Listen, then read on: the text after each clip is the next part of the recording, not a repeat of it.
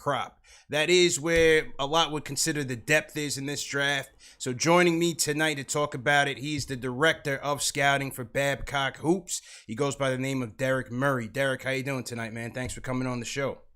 Hey, I'm great, CP. Thank you so much for having me. Always followed your work.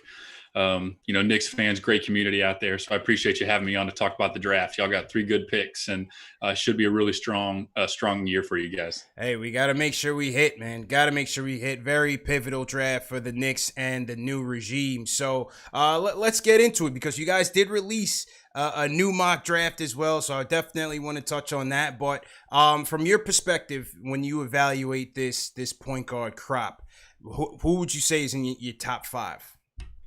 Yeah, so this year's point guard class is so heavy. I mean, you're going to have guys in the top all the way to the back end of the second round of NBA point guards. But the five that stand out for me are I have Killian Hayes at number one, LaMelo Ball at number two, Kyra Lewis Jr. at number three, Tyrese Halliburton at number four, and Malachi Flynn of San Diego State at number five. Interesting. You're the second straight guest. My last week's guest, Rafael Barlow, NBA Draft Junkies, had Hayes over LaMelo and was ready to stand on that platform. What's your reasoning for putting Hayes at the top? And what do you see in terms of him versus LaMelo there for the top slot? So I think it's really cool that Rafael had him up there too. Follow NBA Draft Junkies work. Shout out to him and his stuff. So Hayes, one of the reasons I really like him is that as you watch him grow up, progressive growth year to year, there is tangible improvement that you can see on the court just season after season. One of the things for me is he's really developing as a shooter, both as a step back, a pull-up shooter, and he's just smooth in everything he does. People say he's left-hand dominant, but you don't necessarily hear a negative thing about a guy being right-hand dominant. For some reason you want to slam on the left-handed kid. So what's up with the lefties, man? I'm a lefty myself, man. They say they're the smartest people in the world, so I trust them. Oh, I lost Matt. I lost Derek. Right. Then he must be. I really like Hayes. Big kid, 6'5", strong, incredibly smart. He doesn't have blazing speed like a guy like Lewis does, but what he does is he changes speeds really well, changes directions, really good footwork coming in and out of his shot. And I just think that, if you want to invest in a young guy that has already shown he can improve over time, I'm willing to bet on Killian Hayes. You said you're not too concerned with, his ability to be ambidextrous out there or use the right hand at an effective pace. What do you feel like is the biggest hole based on the film that you watched? I think his ability to elevate in traffic, I think could hold him back a little bit. He gets to the lane at a decent rate because of his ability to change speeds and kind of manipulate the defense, but doesn't have great explosiveness or verticality in the lane. While I do think he can improve as a right-handed passer, I worry about him being able to finish with his right hand at the rim right now. So, explosiveness, kind of working on the power in his lower body, and then finishing at the rim with either hand are the two things that I would work on for him. Now, in your latest mock draft, similar to the previous week's mock draft, you have Okoro going at 8. But let's say, let's say Detroit takes Halliburton at 7, because I do think Detroit is going to go point guard. So let's say they do go Halliburton at 7, or they find a way to get up to 2 with Golden State and take Ball. You have Hayes there, and you have Kira Lewis, who's another player that Knicks fans love, who's third in your top 5. You have the Knicks, who have R.J. Barrett, who have Mitchell Robinson there. Hayes, Lewis, who would get the edge for the Knicks, in your opinion? I would ultimately take Hayes, and I like Kyra Lewis as much as anybody out there. I think he's a lottery pick in my opinion because of his speed and ability to put pressure on the defense. But if they're both available, I would take Hayes. That Pistons pick is going to be really important, just like you said. Charlotte looks like a team that would take a guard. Minnesota can go a handful of directions, and Cleveland, they've taken enough guards in the past that I don't know if they want to bring in another one, maybe admit that they've missed, or if they're just, and maybe they have, maybe they haven't. I want to give a guy 3 to 4 years before we really say that there was a miss for anybody. So they could take another guard. I think that they should go a power forward of some capacity. So that Pistons pick is going to be really interesting. And I think you're going to have your pick of, Hayes, Lewis, Halliburton. I think that'll become a discussion for the Knicks there at 8. Absolutely, man. And when I look at these two, I certainly love Hayes. For all the reasons that you gave just now. But Lewis is so intriguing, man. The speed is the thing that obviously jumps out at you immediately. How about the fact that his agent claims that he put on 15 pounds? Does that sway your opinion a little bit on Lewis? Or what do you think about that?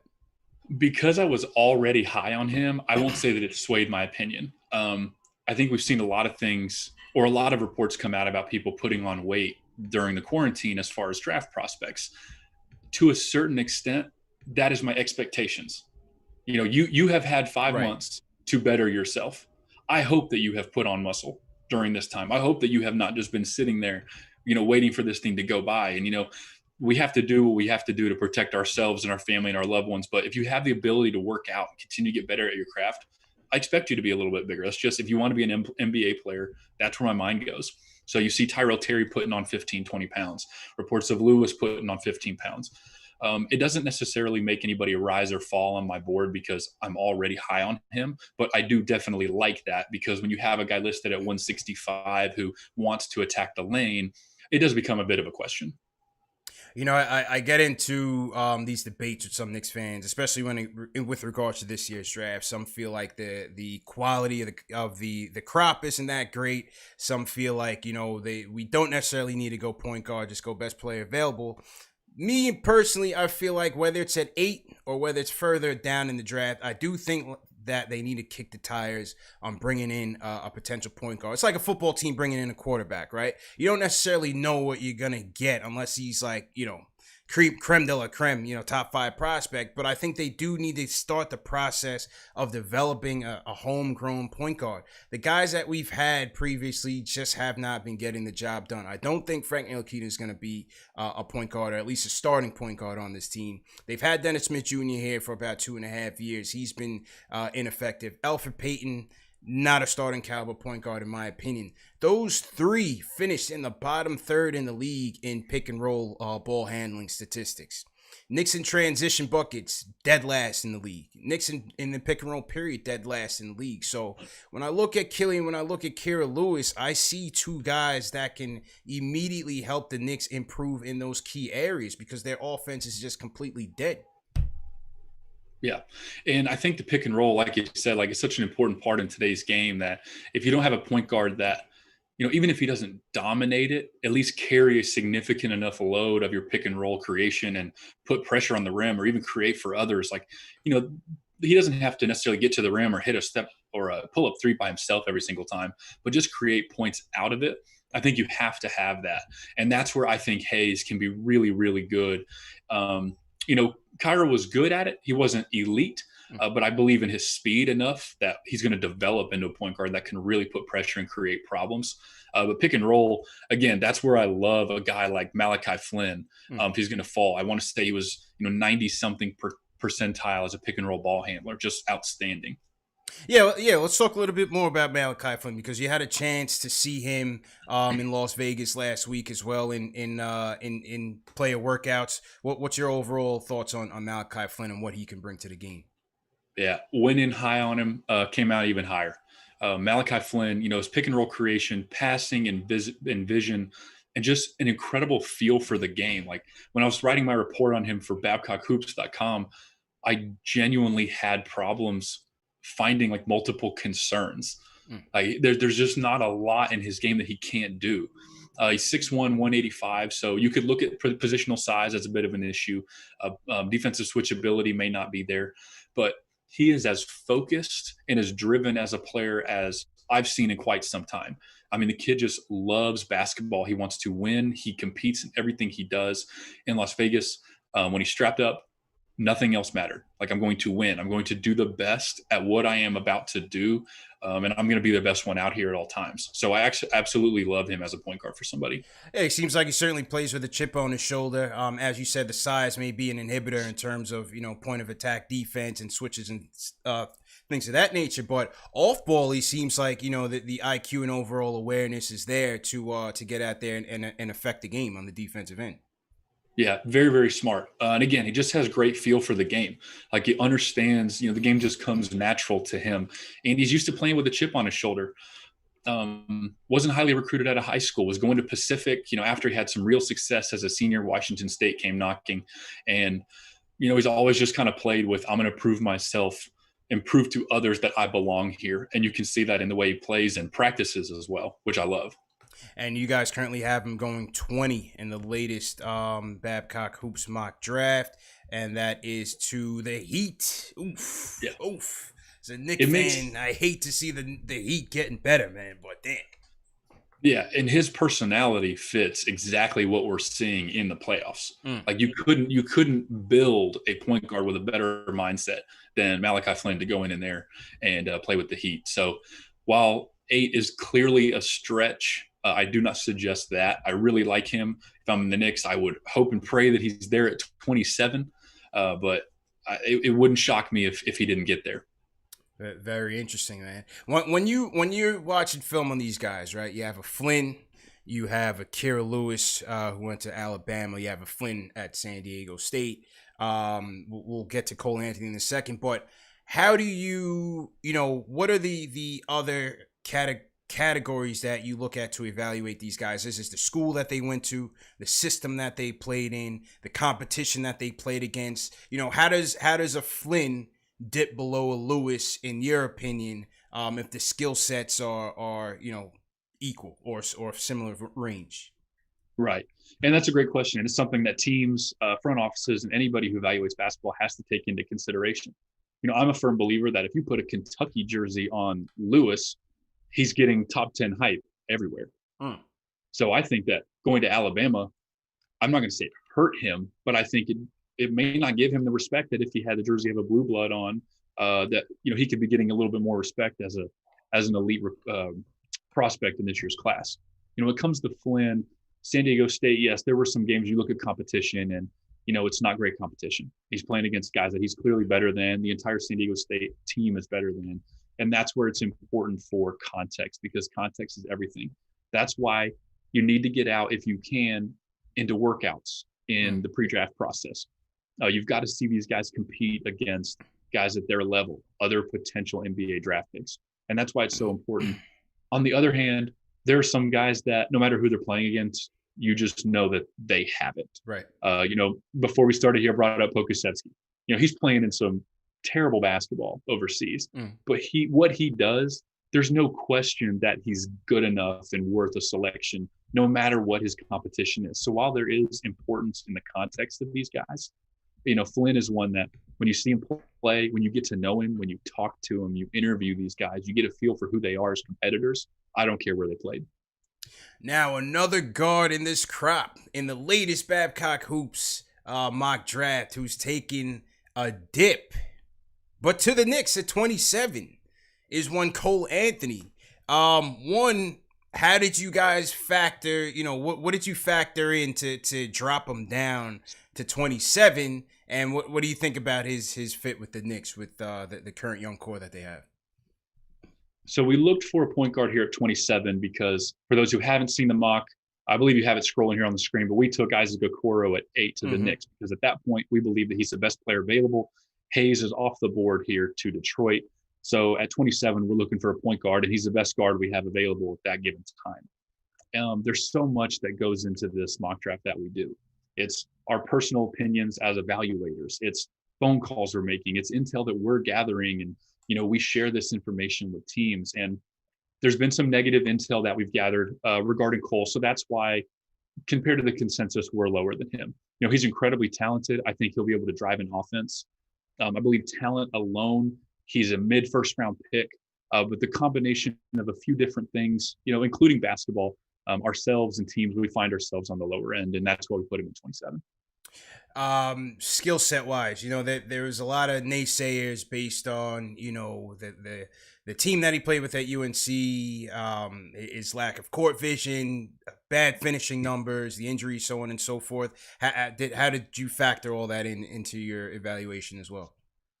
So when I evaluate a guy, I'm looking at what he does regardless of result. And there have been a lot of people to knock Cole Anthony for his assist numbers or assist percentage, and he couldn't pass or create this, or, I'm not going to hold that against him. The spacing in North Carolina didn't help. Some of his teammates that he was kicking to, didn't necessarily help that situation. So them not hitting shots is unfair. It's unfair to knock him for that. So I'm not going to do that. I think he can score on the inside and the outside. He can pressure opposing defenses. I worry about his length a little bit. He is athletic. He's not incredibly explosive. So in traffic, he plays below the rim quite a bit. So there are hesitations. But again, I'm not going to hold some of North Carolina's team struggles against Cole as a prospect. Interesting. Also on this list, Tyrese Halliburton. Another guy that is polarizing to this Knicks fan base. You have him fourth on your list. You have him fourth on your list, right? I have him fourth in the point guards, and we have him 14th on our mock. What do you think about his ability to be a floor general at the next level, a point guard running an offense? What do you think about that? I think running an offense, using the term floor general, I think he can be great. He is one of the smartest kids in this class, incredibly skilled passer, sees the floor very well. He's a legitimate 6'5", tall kid, long arms. As far as making the right decisions, creating for others, I think he can do that. It's driving an offense. Can he penetrate the lane? And that's just where I have some concerns. Just with his physicality, he's pretty light, 6'5", 175. I'd like to see him put a little bit of weight on. But as a point guard, or even, if you put him with another guard who's good on and off the ball, his shooting ability is unquestioned. Even with the funky release, like he's going to hit his shots. So I think if you pair him next to another combo guard, I think you've got a steal. I just have a couple hesitations as far as, is this guy my true one for the future with driving and penetrating and that style of offense? Yeah, I think that's my main hesitation with him as well, and the knocks on him, or if you want to call it that, because I still think he can bring a lot to the game, but I think it's been pretty consistent. A lot of people said he needs to be in the backcourt with another facilitator in kind of like a 2-guard system. The lack of paint touches at the college level, the small number of free throw attempts as well at the college level is really something that was alarming to me. When Tom Thibodeau has spoken about the ideal system that he wants to run with the Knicks, seems like he wants a guard that can, attack that paint, get into the defense, get into the teeth of the defense, collapse the defense, and get easy corner threes. Based on what I've seen from Halliburton, just doesn't seem like he can be that guy. It doesn't necessarily mean to me that he would be a bad fit for the Knicks. It just means that I'm not sure, they put him on that team with RJ in the backcourt. It seems to me like they would still need another point guard to really get things going for that team. Right. And, a lot of scoring in the NBA playoffs this year has come off attacking closeouts. Right. Like, can you get the entire defense shifting its weight across the floor? And to do that, you have to have somebody to penetrate the lane. And that, in that small window, again, it can make a huge difference, even though it might only be one skill, is where I give Lewis the edge here in my rankings. Yeah. I love him on Golden State. Definitely love him on Golden Yep. State. I think he'd be perfect on that team. I'm very interested to see where they go with that 2 pick, whether they trade down and try to get him. They've said that they've liked Denny Avdia as well. We'll see, if that's smoke or if that's real. But, Golden State, Atlanta, those are 2 teams that I like Halliburton for. Knicks, again, I wouldn't hate it because, again, a guy that can shoot the way he does from catch and shoot from 3 and defend as well, that there's always a role for him. I think he's a safe pick. If you have a world where, let's say, Charlotte takes LaMelo, point guard gone, and then Detroit gets Hayes, and let's say Cleveland does reach and take Lewis, or there's a combination where at number 8, Halliburton is the last point guard on the board. At that point, it makes total sense. Like, go ahead and get your guy. Because honestly, if RJ can learn to penetrate and get better at driving, the kick to Halliburton becomes an incredible play because I trust him to hit that shot. So in that aspect, it could actually work really nicely for New York. Yeah, I agree. I just wonder how much responsibility they'll give RJ in that role. How much will they give him in that role? It definitely will be interesting to see. Now, Halliburton has said that he's interviewed with the Knicks, the Warriors, and one other team, and I think Detroit. I think those are the only 3 teams that he's met with so far. But we know that there's been cases in the draft where teams don't meet with the player and still pick him anyway. So who knows with this cat and mouse game what's real and what's not. Salute to everybody in the chat. Hit that thumbs up button for you boys. CP from Knicks Fan TV checking in. Derek Murray, the director of scouting for Babcock Hoops on the other side. Let's go to the phones and take a question. Justin from Baltimore wants to talk about another guy I want to talk about, Tyrell Terry. Justin, what's going on, man? What's going on, fellas? How y'all doing, man? How you feeling? My main thing is y'all say you gotta have a pick and roll guy.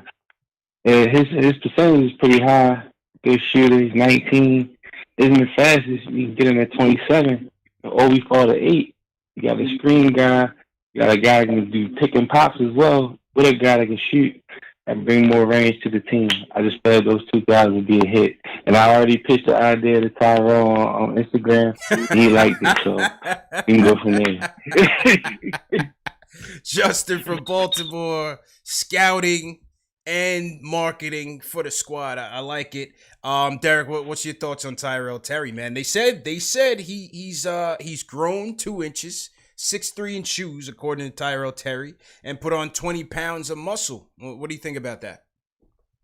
So Tyrell Terry in our mock goes 29 to the Raptors. Justin, he was absolutely discussed at pick 27. I think it could make a lot of sense. One of the best shooters in this class, just bona fide NBA range, not worried about him shooting the ball.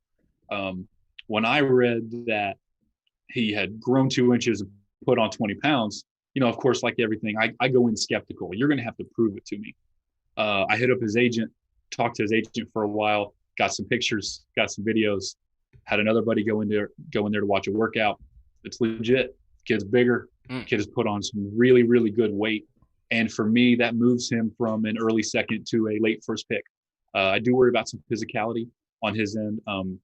He's still probably on the small end, and on defense, his point of attack, I don't necessarily trust. He's very, very smart. Just a brilliant kid. So off ball, his feel, his IQ, he's going to be able to make an impact on defense, whether it's stunts, tags, digs. Like he does what you have to do, and he's willing to do those things. So I bumped him into the top of the back of the first round. I think if he's there at 27, he's absolutely worth a look, because as a pick and roll guy, he's not an elite passer. He's a good one. Again, he's so smart, can pull up off the dribble.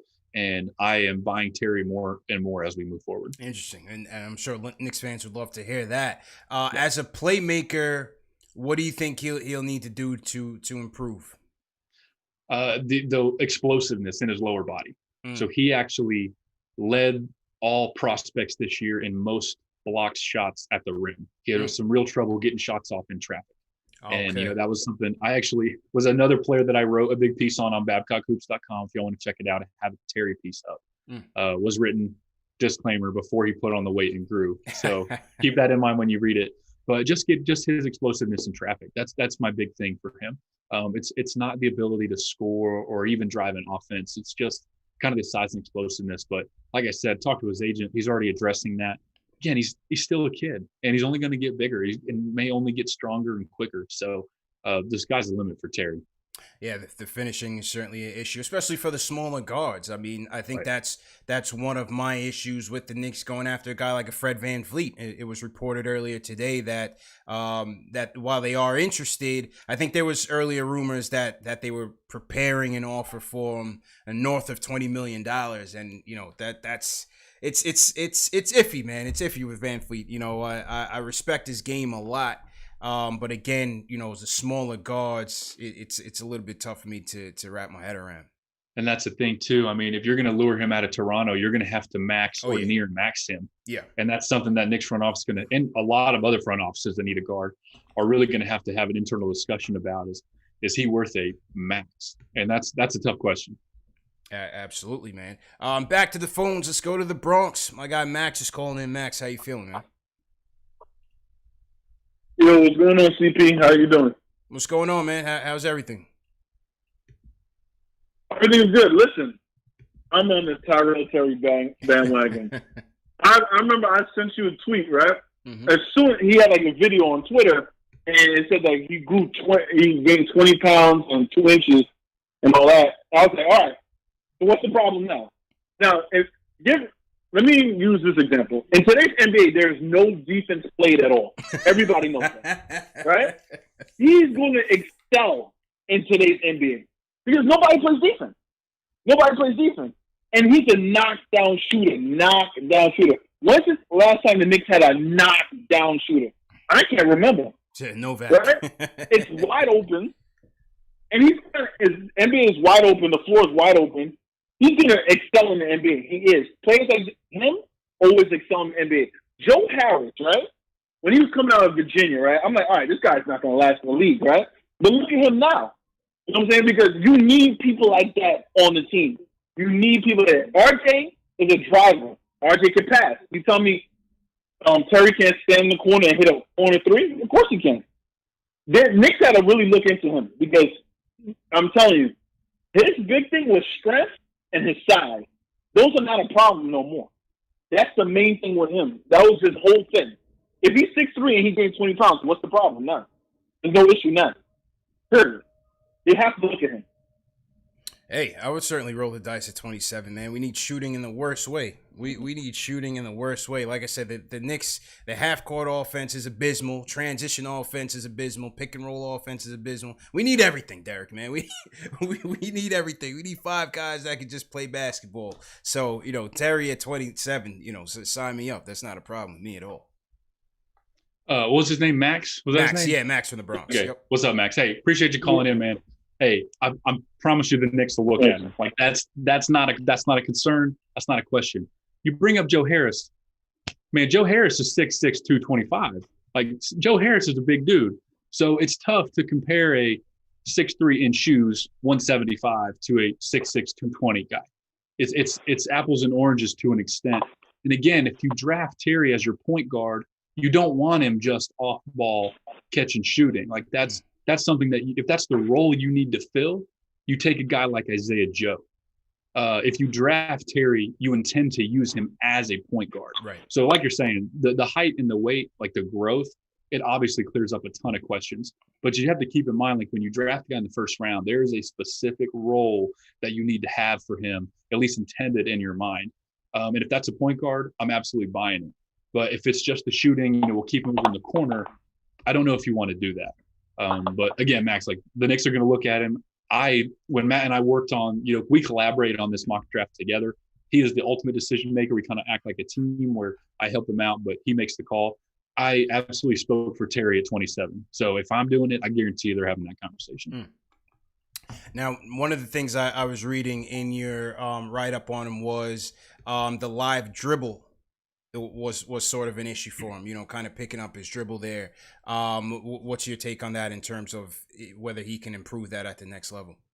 Yeah, and it's something you can absolutely improve. I wouldn't not draft a kid because of his live dribble passing, but when you see somebody often need to come to a stop to make a pass, it's not a huge problem, but you start to notice it, and it can become a bit of a concern, and that just comes from quickness. As far as, getting the passes around defenders. It's not, I believe that he sees it because he's so intelligent, but it's why a guy like Lewis is so high for me. Live dribble passing, either hand, either direction, all over the floor. Like the speed of the game I don't think will be an issue for him very quick. Terry may need some time to adjust to the speed of the game with his passing itself. Again, no reason to pass on him, just something that I noted as, hey, if you pick him, this will be a point of emphasis in his development pretty early on. Got it. Let's take some time out to hit a quick reset. Salute to everybody in the chat. Hit that thumbs up button for you boys. We're creeping up on 730 in the chat. The chat is rising. We got a couple late additions coming in, but come on in. Salute to everybody on Facebook. Hit that thumbs up button for you boys. Once again, this is another edition of the NBA Draft Q&A. CP from Knicks Fan TV. I got my man Derek Murray, the director of scouting for Babcock Hoops, joining us to drop some gems. Remember, this show is sponsored by Manscaped, the #1 men's grooming tool below the belt. Make sure you get yours today. The Lawnmower 3.0 comes with state-of-the-art design, ceramic blades so you don't get nicked down there. Very important, Derek. Cordless, rechargeable, great battery life, waterproof, LED light. So like I said, fellas, when you guys are stepping out of your quarantine, you guys are going on your date, make sure you get that Lawnmower 3.0 going, take care of business. You know what I mean? You want to have a good first impression with the ladies and don't get caught lacking out there, man. So tonight, if you go to manscaped.com, Enter promo code Knicks. We'll give you guys 20% off plus free shipping. So don't miss that deal. It's a great deal. People have been calling in, Derek, sharing, success stories. I don't really want to hear the success stories, but people have been enjoying their lawnmower 3.0 by our good friends at Manscaped. So make sure you guys get yours today. It's a hard sell, man. I'm gonna have to go on there and get one myself. Hey, it's a good product, man. That's about as strong as a pitch I've ever heard. It's a good product, man. It's a good product. I wouldn't steer you guys wrong, man. I take care of my people in the chat, make sure everybody's walking right. So if you guys are new in the chat, leave us a hashtag new so we can shout you guys out. I see someone, Scott Lawson. He says team hashtag new from Melbourne, Australia. So Australia is always heavy in here, man. We got a lot of people from Melbourne always enjoying it. Shout out to Akiva Friedman. He wants to ask Derek about RJ Hampton, a potential pick at the point guard spot. What's your takes on RJ Hampton and his new and improved jumper? Yeah. What was his name who asked the question? Akiva. Hey, yeah. RJ Hampton, great question. He is one that has probably one of the widest draft ranges in this class. Just an explosive athlete, 6'5". Another guy who could put some muscle onto his frame for sure. But, man, he's got the tools and he's got the skills. He's got the athleticism that you can't teach. I think the important thing to him with him is his shot. And a lot of videos surfacing of him shooting with Mike Miller, shooting coach.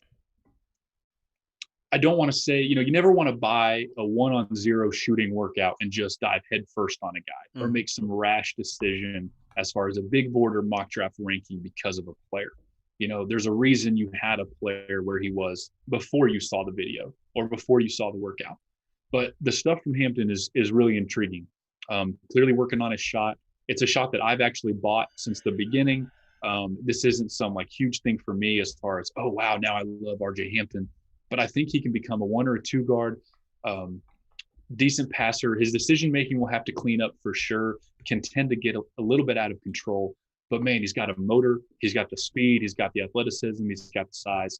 And I think he's worth taking. We have him at 15 right now to Orlando. If a team takes him in the back end of the lottery, won't shock me at all. If he falls into the 20s, also won't surprise me. I feel like he's got a pretty wide range, but definitely one that could be on the table for a lot of teams because he gives you some pretty good versatility moving forward at the guard position. Yeah, it's a guy, he's coming in highly touted, man. It seems like his stock is certainly rising. Are there, speaking of Hampton, this has been a very long time off, unusual time off for the sport and in terms of scouting.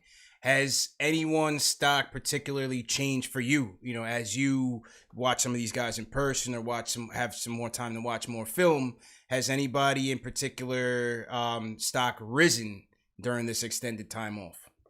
Absolutely. So Kyra Lewis is a guy that has benefited in my personal evaluation the most from this time off. I kind of had him late first, February, March. I knew he was quick. I knew he was fast. He could put pressure on the defense. When you really dive in, especially during this long break, Lewis is a guy who has jumped a lot for me. Flynn is another one that we've really started to love. Zeke Naji from Arizona, he's getting bigger. He's getting stronger. He's growing, or he's rising for me as well. And another one, kind of an outlier name out there, Jay Scrubb, the JUCO prospect from John Logan Community College. We got to spend some time with him and his agent in Atlanta, got to see him work out, run some 5-on-5s. Scrubb is a really fascinating prospect and has risen for us as well. Yeah, Matt Babcock, founder of Babcock Hoops, when he was on, he had some good things to say about Scrubb from that workout that you guys attended as well. So very interesting stuff there. All right, back to the phones. Keith from Brooklyn. What's going on, Keith? How you feeling, man? I'm doing great, guys. Thank you very much, CP, and you guys at Babcock. I appreciate you guys. I just had questions regarding. I don't know if you can hear me. Can you guys hear me okay? Yeah, loud and clear. But if you're on a speakerphone, just take it off speakerphone. Oh, okay. Thanks. Okay, no problem. Thank you. Give me 1 second. I'm sorry about that, guys. No, I was just asking about Paul Reed from DePaul.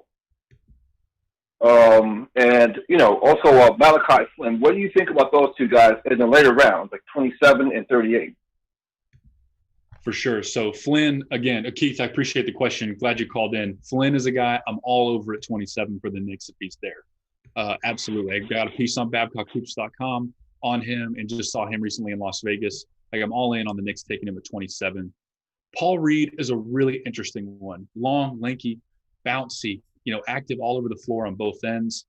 I worry about his mechanics and his shooting quite a bit. That's something for me that comes into question. But I love a guy who can influence the defense both with blocks and steals. I mean, I'm a big stocks guy. Like, if you can affect defense with your activity and your length, I'm a big fan. So him at 38 is absolutely a viable option. Do the Knicks want more power forwards? That's what you got to ask yourself. That's not for me to decide. That's for you guys to decide. But the thing is, he would not be your typical power forward. How do you compare him to Robert Woodard? Okay, that's a great question that teams are going to have the discussion on. So Woodard is another one that we actually have him at 34 in our updated mock. 6'7", 230. I've seen him in person. Big, physical, strong kid, NBA ready body, and he's not flashy, but he's going to do all the little things right.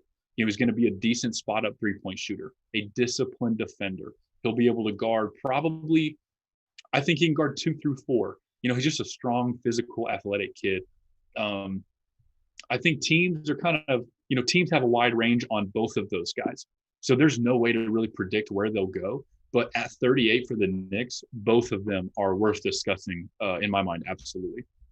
Yeah, I've been told that the Knicks do like Woodard. I like his game, and I think anytime you can get that type of versatility on the defensive end, that's a no-brainer, man. Especially, again, you point to the bubble, and you see how teams were matching up. Just having that versatility to match up. At the end of the day, obviously, what the Lakers are showing with their size, once you have a dominant big man in Anthony Davis, you're gonna get exploited sometimes when you go small. But when you see the Rockets, what they did, Boston, Toronto being able to go small, Miami being able to go small at times, I think having a guy that can guard 3 positions like that and shoot the 3 as well as he can, I would love that pick later in the draft. Right. If you look at, I think it was Portland, the last couple of years when they had Mo Harkless and Al Farouq Aminu. Mm-hmm. Those guys got no love from the press. They got no love from the media.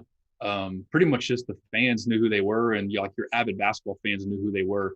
But they were really good because of their impact, even though they were not the ones in the headlines. I'm a believer that for you to be a contender, you have to have guys like that. When Portland traded away Aminu and Harkless, I thought, whoa, like that is going to make a much greater difference than people really think after these deals were done. And that is what I see in Robert Woodard. He's not going to be the flashy guy, but when he's off the floor, you're going to wish he was on it. Very interesting, man. Another guy in the chat is asking about Isaiah Joe. He said today that he did meet with the Knicks. What's your thoughts on him? Isaiah Joe is probably my favorite shooter in this whole class. Ultimate green light. Don't ever turn it off. 6'5", 180. We have him at 31 right now to the Mavericks. Yep. But anywhere in that, quite frankly, the end of the first, early second, I think he makes a ton of sense. Played this sophomore year. If CP, you might be able to pull it up. His volume shooting from 3. I think he took like 7 or 8 attempts a game. Had a fractured wrist all year and still went all green light. And I want to say it was like 34%. I mean, there are healthy guys who's not going to shoot 34% on that kind of volume. 34% on 10 a game. 10 a game with a fractured wrist. I mean, a guy who's just wired to shoot that way. I love another guy that at 27, I think if you can get a point guard at 8, Joe becomes a viable option at 27. I do think you need to address a point guard enough. Like it's enough of a factor that with one of the picks, you need to do it. And if you do it at 8, 27 for Joe is definitely an option because man, just give him the ball. If he shoots it, he shoots it. You're probably going to like what happens. I agree. You have to address it. I don't see how they cannot. They have 3 picks. Address the point guard situation. It's a position they need. They need a lot of things. Point guard is one of them. I get into debates with the fans and say, oh, let's just wait for next year. To me, you can't bank on draft picks just like you can't bank on a free agent coming here. You have to pick when they're there. And if next year comes and let's say lightning strikes, they get number 1 pick and they want one of these guys at the top, and he's leaps and bounds over the guy that they got, go get him. Right. And that's what's tough when you do a big board or a mock draft. You know, some people watch the draft, a lot of NBA fans, they see, oh, this player has this range, so we'll be able to get him here. You know, at the end of the day, if there's a guy you want, even if it is way too early for you to take him, but that's your guy, you have to do it anyway. And that's what you know, happens in this draft. And the Knicks are in a spot to where that could happen at 8, and it could absolutely happen at 27. I mean, this draft, while there's maybe only 1 or 2 guys who have true legitimate superstar potential, that 20 to 45 group is deep. And I think you could interchange any one of them. There are guys that I have ranked probably 20, 25 that if they went 40th, I could go, yeah, I get it. And there's probably a guy that I have in them 30s that if they went 20, I said, all right, you know what? I get it. Yeah. So I think the Knicks, you know, both picks, if there's a guy you want, no matter what his market value appears to be in the media, on NBA.com, you know, who you follow on Twitter, if there's your guy, you got to go get him. Go get him. Period.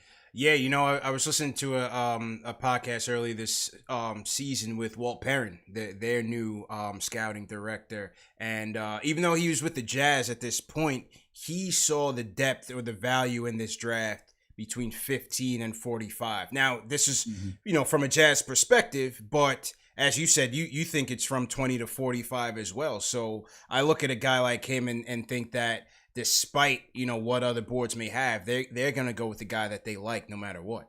Right.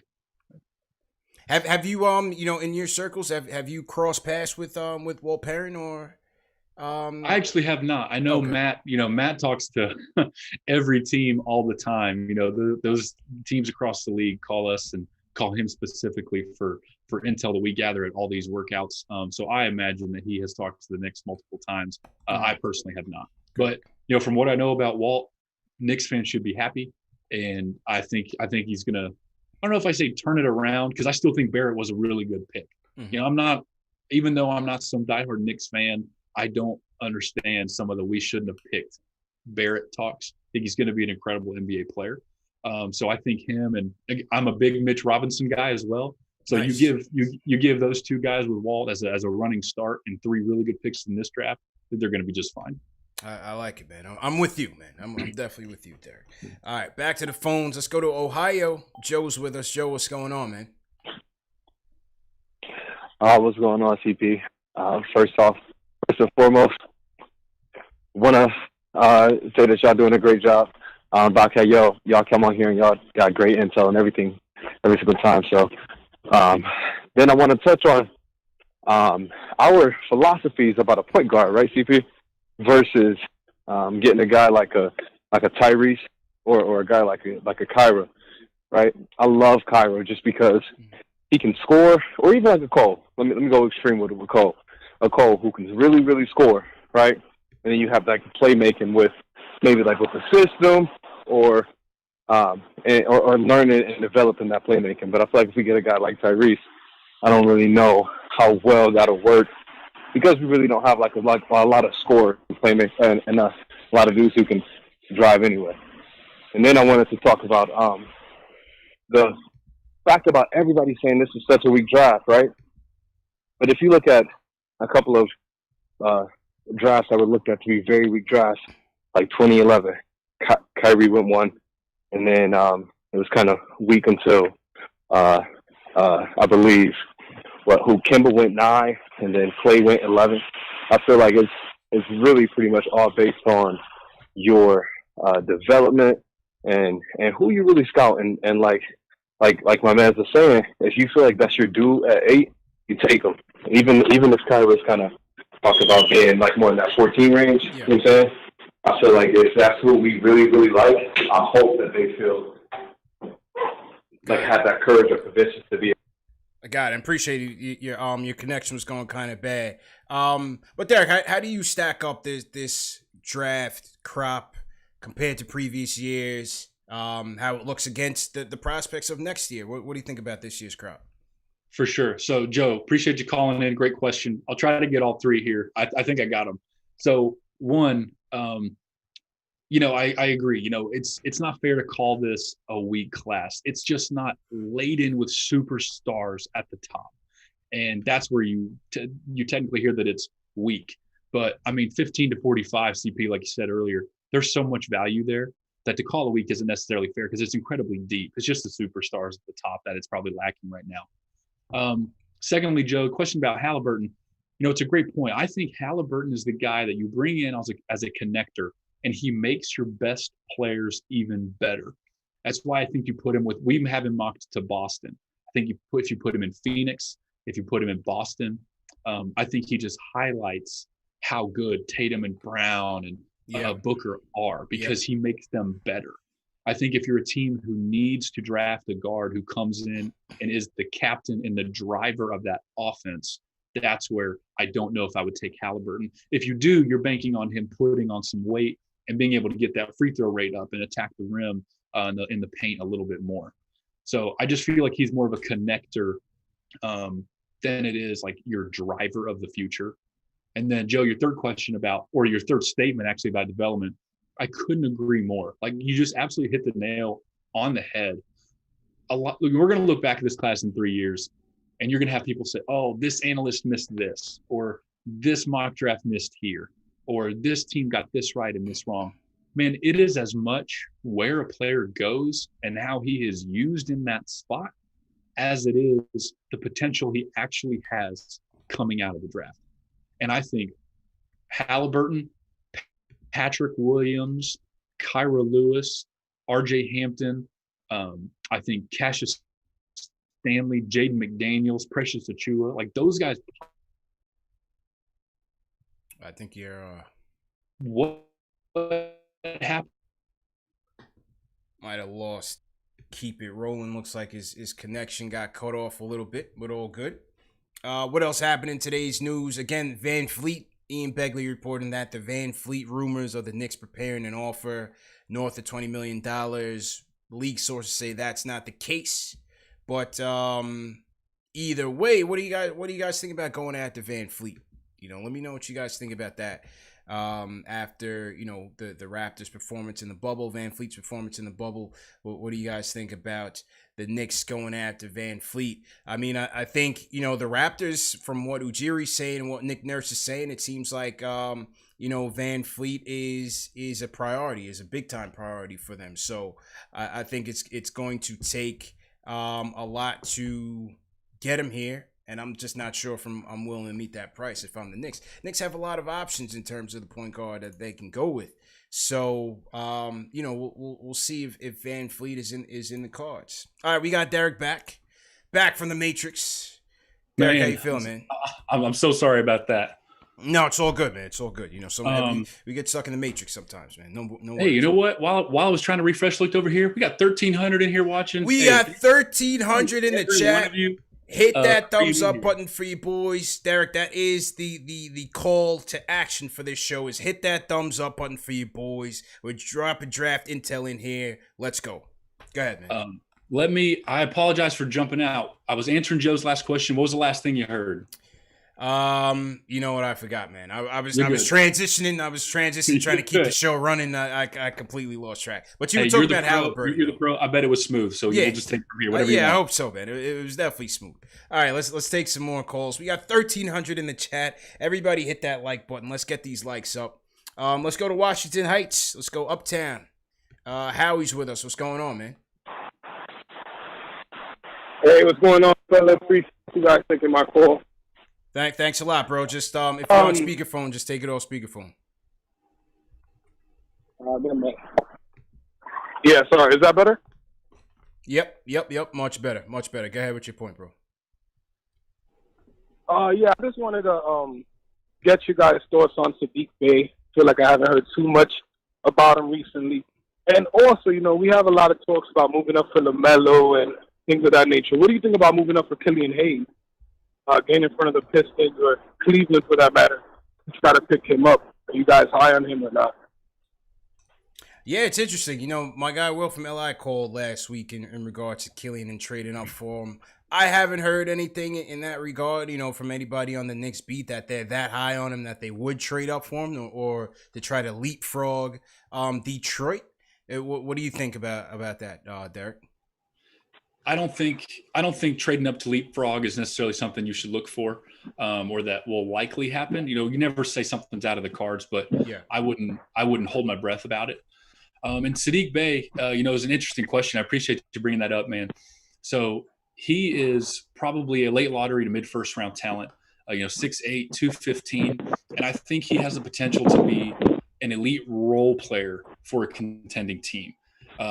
Decent defense, lateral quickness will need a little bit of work, but he's an awesome spot up shooter, fantastic shooter. Big kid, strong, not incredibly explosive. Doesn't get downhill very quickly, but again, he just does the little things well. From a Knicks perspective, in particular, because of picks at 8 and 27, I don't necessarily see a world where he ends up in New York. Obviously, let's say you trade down from 8 and some guys go ahead of you. Again, I don't suggest that. Get the guy you want at 8, maybe higher, but certainly do not go down. Yeah, I'm not a fan of trading. Don't do that. But if the Knicks love Sadiq Bey, you'll probably have to trade up from 27 to go get him. So while I like him, I think he's got the upside to be an incredible role player, not necessarily a best or even second or third best player on a championship team, but I really like him as a prospect. Yeah, I'm not a fan of trading down either. I say if you like a guy at 8, just get him. Don't get cute with it, just get him. Even though, Boston with the 3 picks, and I believe they still have 12 guys under contract, that could be interesting to see where they go with things. Boston's really interesting. 3 firsts, I believe 1 or 2 seconds. Let's see. Yeah, a second, and a lot of guys under contract. So they're going to have to stash some guys. For Boston, looking at Pokusevski, Balmero, maybe Simonovic in the second round, that becomes options because they have plenty of room and we'll need to stash some guys probably. All right, back to the phones. 1372 in the chat. Let's go. Hit that thumbs up button for you boys. That might be a record for tonight. I forgot what our record is, but shout out to Harlem Girl, Team Hashtag New, everybody on Team Hashtag New. Salute to you guys. Make sure you guys are also sharing these videos. Very important. Share these videos on the internet, Twitter, Facebook, wherever you guys do your social medias. Share these videos. Let them know this is the #1 show for the fans, by the fans. All right, let's go to let's keep it in New York. Vlad is with us. Vlad, how you feeling, man? Peace, fellas. What's going on? Can y'all hear me? Yep, loud and clear, bro. How's everything? Cool. CP, what's going on, man? Derek, what's up, man? I'm not hearing nothing about my boy Obi Toppin, man. For some reason, not too sure what's going on. Why I'm not hearing nothing about that. But how high are you on Obi Toppin? That's my first point. My second point is I'm a big fan of us keeping Frank Ntilikina on board. I think that he's going to develop into like a great player. I don't want to say great because I know people might go a little crazy off of that, but I'm still a believer in Frank. I'm still a believer in Kevin Knox. The other player I wanted to ask you about is Tyrese Maxey. I'm not hearing you say too much about Tyrese. How do you feel about him? What do you think his transition in the league is going to be like? Do you think he's going to become a potential all-star? You can see that these Kentucky guards have been going crazy lately.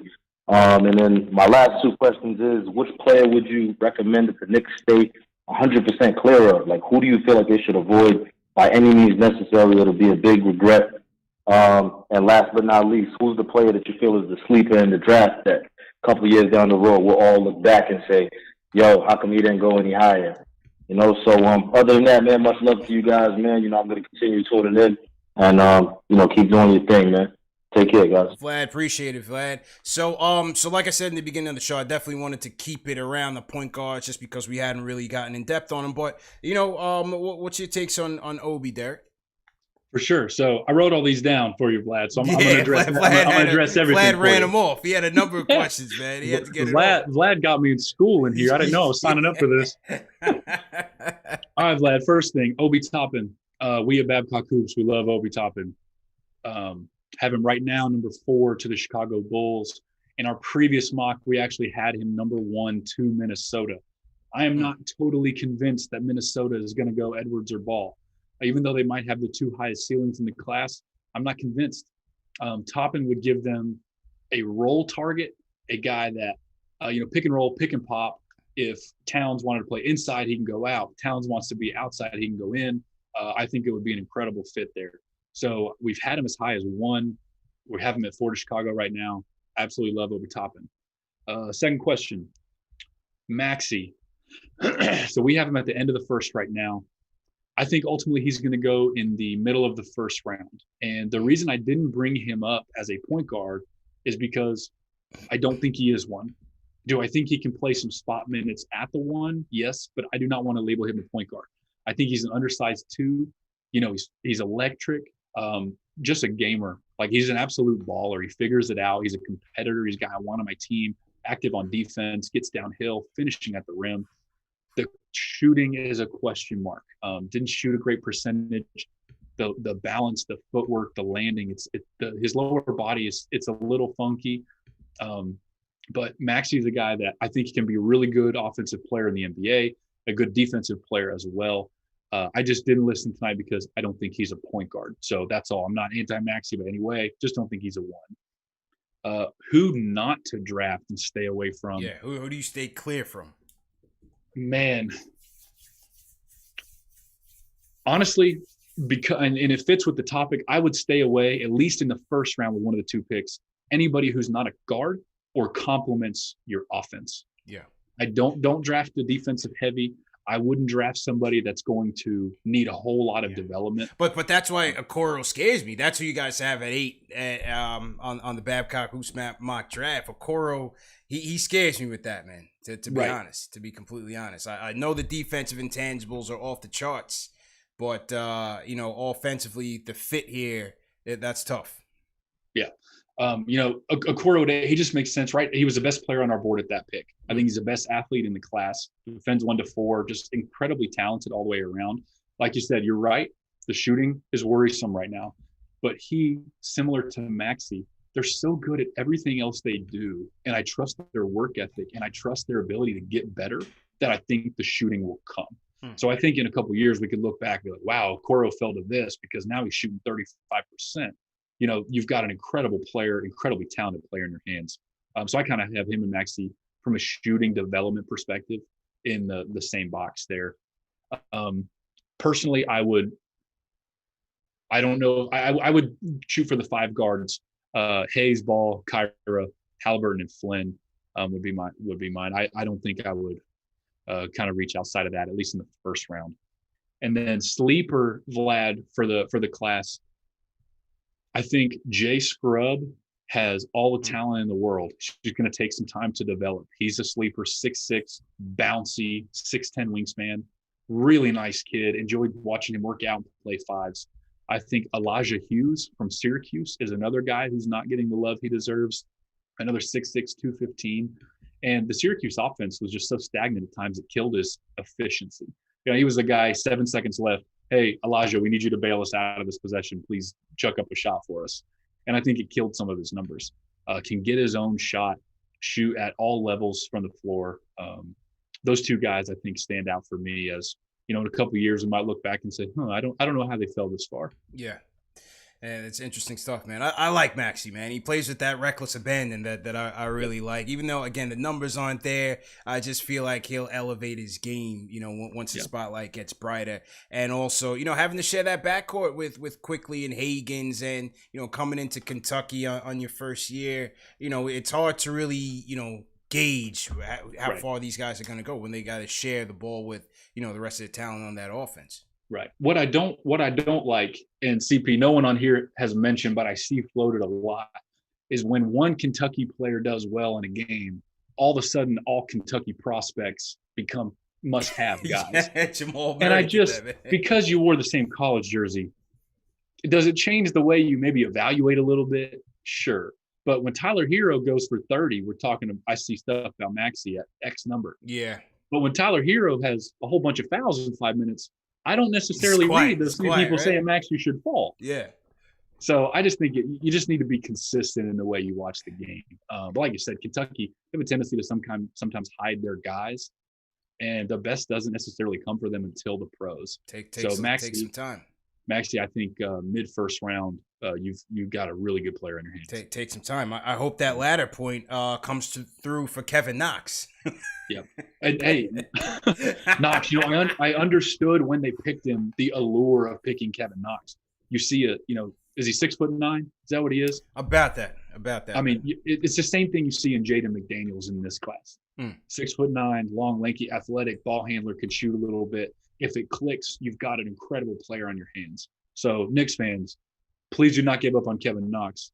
I also still love Frank. Holding on my Frank stock. Nick, I know it's been Frank, rough. Everybody in the chat, he's Team Frank. I know it's been rough, but it's too early to hang it up on some of the. They're just kids. They're still kids, even though they're paid millions of dollars. They take time to develop. So even though it doesn't look good quite yet, don't quit on them. You got some talent here. Definitely takes some time, man. How you looking on time, Derek? As you mentioned.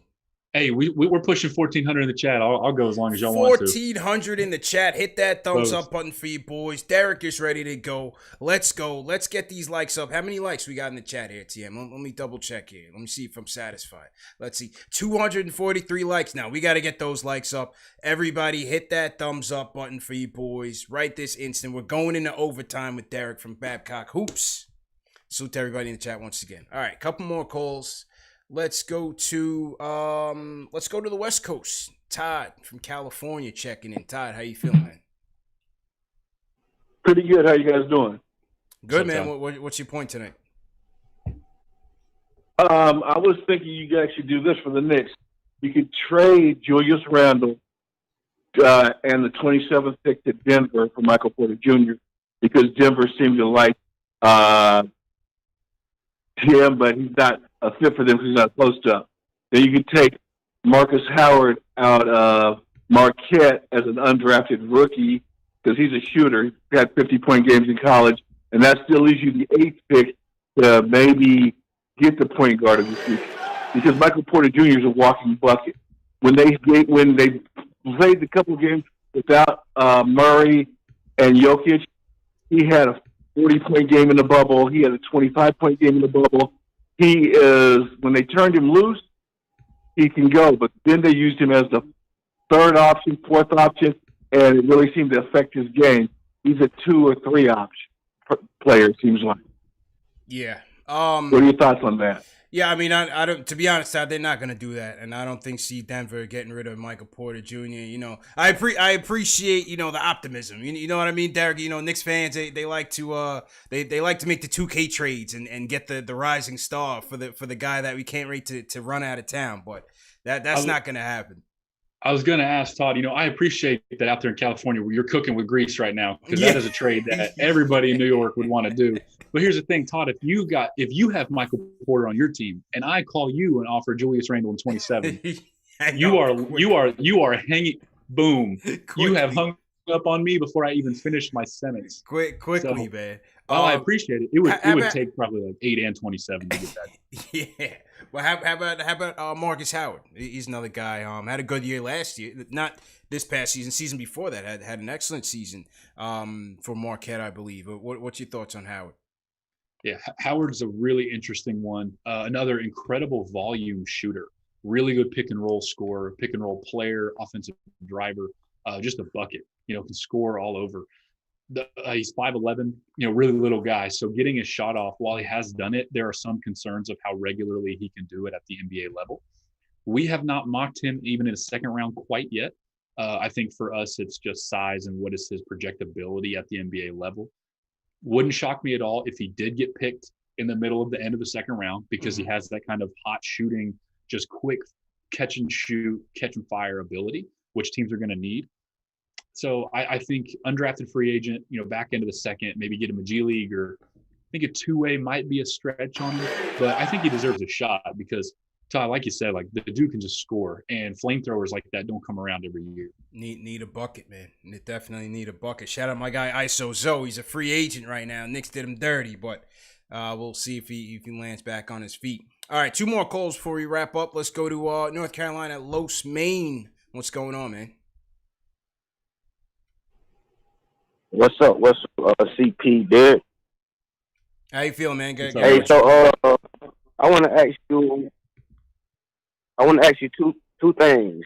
At 38, if how do you feel about the guy Sam Merrill out of Utah State? He kind of reminds me of Tyler Hero a little bit, and the guy Joey Nora out of Louisville. And hey, that's all I got to say. I'm gonna hang up. I'm gonna leave to y'all guys, and I'm listening in. Appreciate it, bro. So Sam Merrill, Utah State, and Jordan Wara. For sure. I didn't catch that Louisville name, so I appreciate that. Hey, if you'll pull up Merrill's stats for me from Utah State, Merrill, again, a guy that's rising for me because when you watch Hero and Duncan Robinson shoot and have success and drive winning, it makes Sam Merrill, his stock and his value go up. Because another guy, quick release, shoots off movement. There's some shots he hits, catch, boom, like it's gone, just like you see Robinson. 41% from three on damn near 7 attempts. There we go, volume, and it's just beautiful mechanics. What does he look like on defense? We don't necessarily know quite yet. I am actually working on a project that involves him to kind of measure out his defense a little bit more. So I am diving in on Merrill as we speak. So he's a name that is growing among some NBA teams and some NBA communities. So he's interesting. 38 may be a bit early for him, but again, if you see him, if Isaiah Joe is gone and you like Sam Merrill, take him because he's a guy that could be and end up just a bucket getter for you. Another one, Jordan Wara from Louisville. We actually have him mocked right now 35th to the Kings, so didn't quite make it to 38 to the Knicks there. Big physical kid, shooter, not an incredible versatile defender, but can probably guard 3s and 4s because he's big, strong. He's really athletic. I think he'll be a scorer for somebody. 6'7", 225, and can play the 3 or the 4. So I like Jordan Wara as well. Interesting stuff, man. You recently went to Las Vegas. Impact Basketball had a prospect workout there. Tell us a little bit about your experience and some of your observations. For sure. Got to see a lot of basketball out there at Impact. Joe opened the doors to us. We're grateful. Matt and I had a good time. This quick 2-day trip out there. Saw a lot of prospects. The guys who really, really raised for me. So these are videos that Matt and I took of some 4-on-4s and some workouts out there. So the first one you saw was Josh Green and Tyrese Halliburton getting some shots up. So saw them shoot. Obviously, 2 guys we like. And it was a pleasure to get to see them play basketball out there. My sell here was on Christian Doolittle from Oklahoma as one of our biggest risers. Doolittle, he had to wear so many hats in his 4 years at OU. He handled the ball. He played the 4 and 5. He's 6'7", 230, just a physical kid. And he just can do it all, quite frankly. And we left. He was just shooting lights out. His form is beautiful. There's a clip here, actually, of him hitting a pull-up shot. A beautiful rotation. And he just is a riser for us. I really like him. Likeable kid. So he's a guy that we've put in the second round now. And then the other one that we really came away impressed with was Arizona's Zeke Naji. Walked in the gym. He cut his hair from what he'd been playing with. And he walked in and had a wife beater on. Just looked humongous. Oh, Matt, I said, who is that? He said, there, that's Zeke Naji. I said, I didn't even recognize him. He's gotten himself in such good shape that I didn't even recognize him when he walked in the gym. And as you can see, hopefully the clip will run here. I believe in him as I have for a long time as a shooter. Comfortable shooting the ball from deep. Arizona didn't let him do it that often. But as hopefully you guys can see in the clip here eventually, Najee's comfortable shooting the deep ball. Pick and pop guy, maybe some spot up. I think he's comfortably first round for me, likely comfortably a top 25 pick. Great kid, great intel, and just absolutely love everything about Zeke Naji. And I think he's one to keep an eye on. And I think you were saying Tyler Bay and Flynn were also there. Malachi Flynn were also in attendance, right? So Flynn, again, somebody that y'all have heard me talk about here tonight quite a bit. Just watching how laser focused he was with everything he did in the gym was awesome. He walked in, no messing around, time to play basketball, and just deliberate in his movements, deliberate in how he practices. And that's the stuff that champions are made out of. You don't waste time. You don't waste movement. You're here to win. You're here to do one thing only, and it's get better. And that's what I love from Malachi Flynn. And got to watch Tyler Bay quite a lot as well. Just so bouncy, just electric when he jumps. Can soar above anybody. 6'7", like big athletic kid.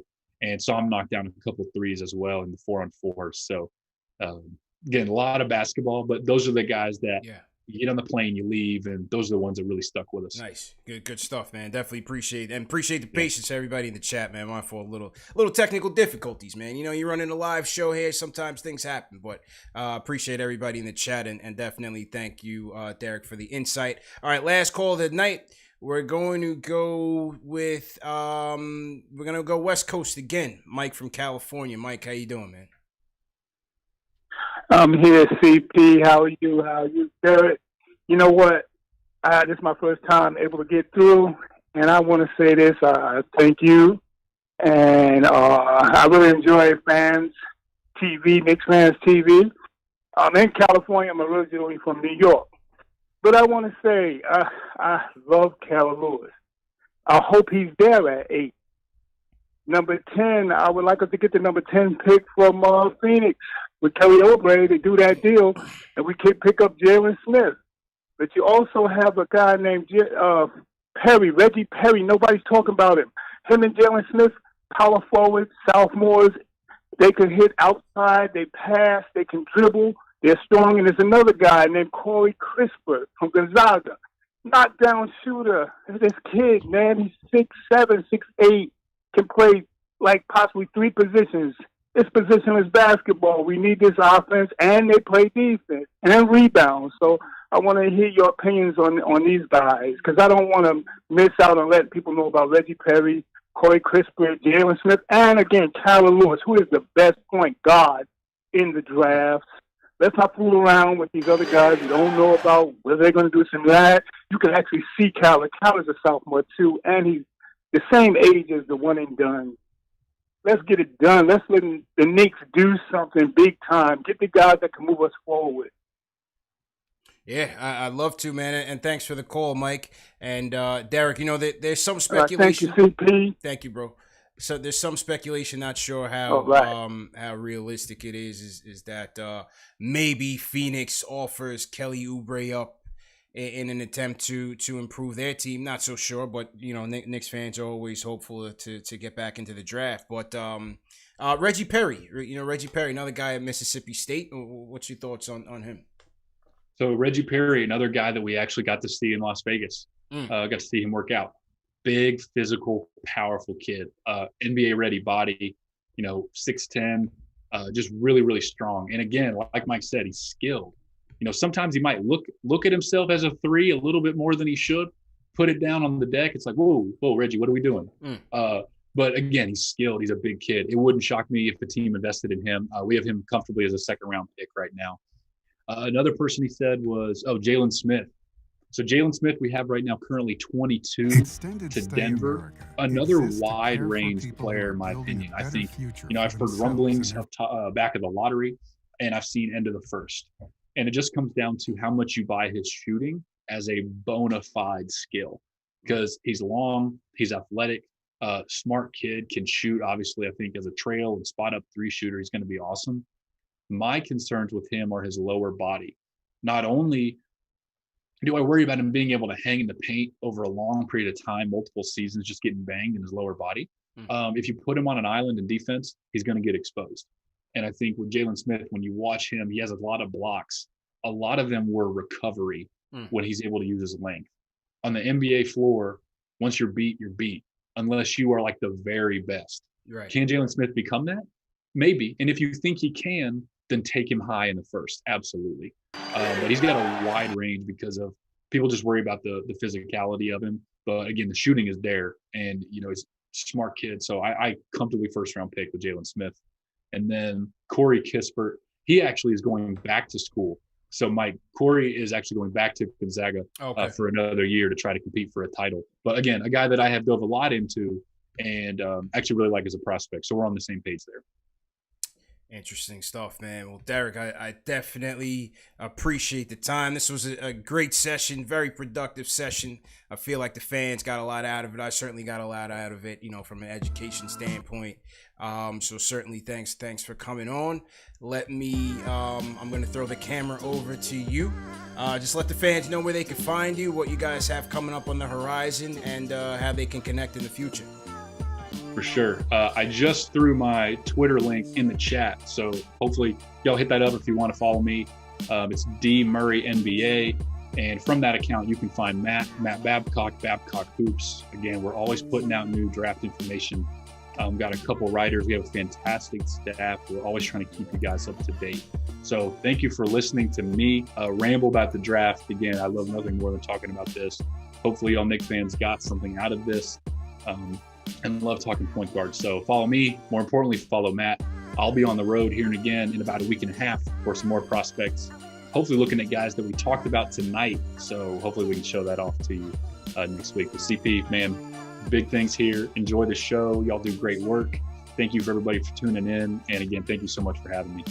1,400 in the chat, man. We broke the record. Last week we had around 1,200. But this is what the fans want, man. Hey, Derek, I told you before we went on, man. I said that this Knicks fan base, they are a rabid bunch. They are hungry for content, hungry for news, hungry for insight, because they want to make sure that we're making the right decisions as it pertains to this team's future in the draft. And so definitely appreciate you guys from Babcock Hoops. Like I said, we started this year with Jason Filippi on the international prospects. If you guys have missed that, make sure you guys go on the channel and check that out. And then we had Matt Babcock, the founder of Babcock Hoops, on a couple weeks ago as well.